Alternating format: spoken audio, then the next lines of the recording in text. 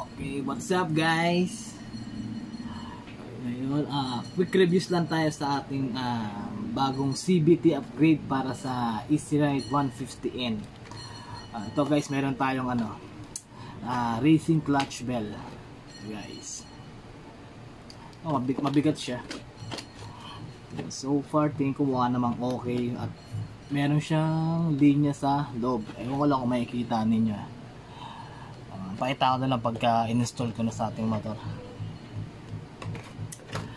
Ito, pulley, double angle na Racing Monkey. Yan siya guys, Taiwan made. Naka-degree na to ng 13.5. TTGR na drive pace. Alam ko naka-degree na rin to ng 13.5. Makikita natin yung lapat nito sa belt pagka na-install na. Ito. So, bola straight 11.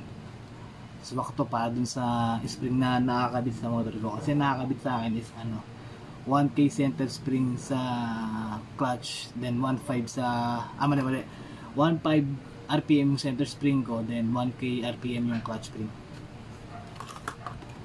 Open natin. Dahil sa pulley.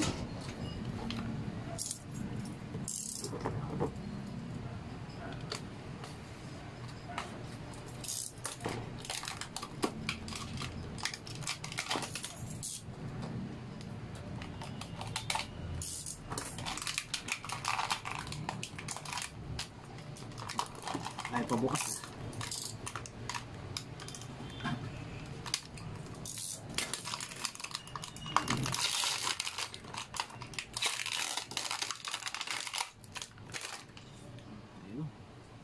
Siya guys.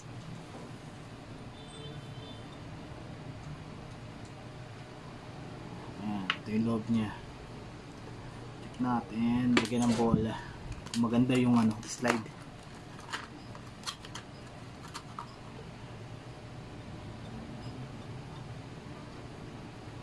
Ayan, pagka ang bola is nalalaglag ng ganyan, ibig sabihin yan guys is yung tendency niya na sumagad yung belt sa top. Ayan, kasi nalalaglag siya. And compare sa stock na pulley, sa stock kasi na-stop dito na tinihinto rito. Unlike nito, nalalaglag lang siya. Ito guys. Okay, nalaman natin pag ganun kabit na natin.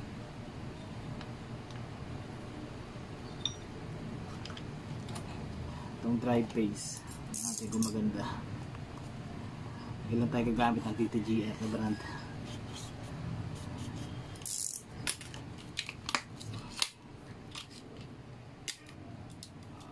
Hindi ko rin sigurado kung naka 13.5 to kasi walang panukat pero sabi 13.5. Kinagandahan nito is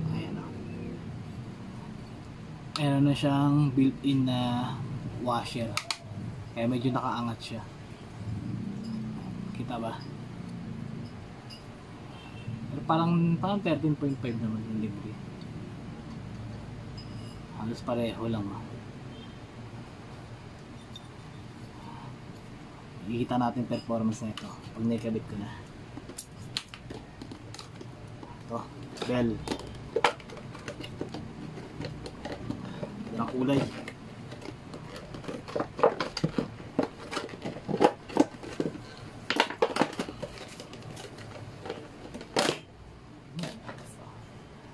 Guys, ayan, ito yung loob niya.